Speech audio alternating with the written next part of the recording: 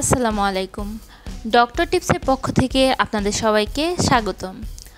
জানেন কি সকালে ঘুম থেকে উঠে কি করলে আপনার সারাদিন ভালো যাবে? নিজেকে সুস্থ রাখতে মানুষ কত কিছুই না করে, খাওয়া দাওয়া, শারীরিক কসরত, নিয়ম মেনে ঘুম, কিন্তু নিজেকে খুশি রাখতে পারেন কতজন? নিউ ইয়র্ক টাইমসের বেস্ট সেলিং বই দ্য হ্যাপিনেস অ্যাডভান্টেজে লেখক শন অ্যাকর এমনই কিছু সহজ পদ্ধতির কথা জানিয়েছেন। 3টি কারণ যার জন্য আপনি কৃতজ্ঞ। বিজ্ঞান মতে কৃতজ্ঞতা স্বীকার করা মন ও শরীরের পক্ষে ভালো। প্রতিদিন সকালে ঘুম থেকে উঠে লিখে ফেলুন 3টি এমন কারণ।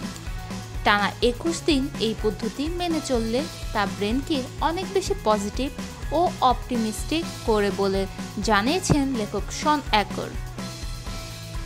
জীবনের কোনো পজিটিভ ঘটনার বিবরণ, সারাদিনের নানা ঘটনাবলীর মধ্যেও যে কোনো একটি ঘটনা যা আপনাকে উদ্বুদ্ধ করেছে সবিস্তারে তা লিখে রাখুন ডায়েরিতে। এই অভ্যাসের ফলে বারবার ওই অভিজ্ঞতার কথা স্মরণ করতে বা পড়ার অবকাশ থাকে।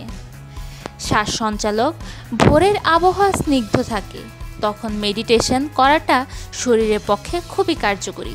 মাত্র 2 মিনিট সম্পূর্ণভাবে মনোনিবেশ করুন নিজের শ্বাস প্রশ্বাসের দিকে। এর ফলে আপনার একাগ্রতা ও মস্তিষ্কে অক্সিজেনের প্রভাব দুই বৃদ্ধি পায়।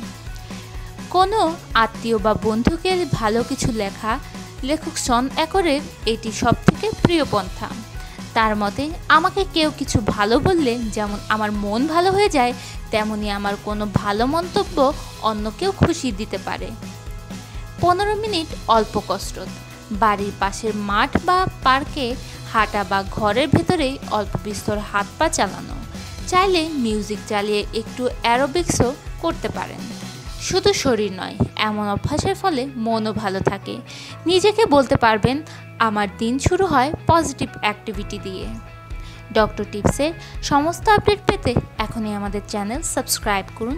প্রশ্ন থাকলে কমেন্ট করুন, ভালো লাগলে লাইক ও শেয়ার করুন। ধন্যবাদ।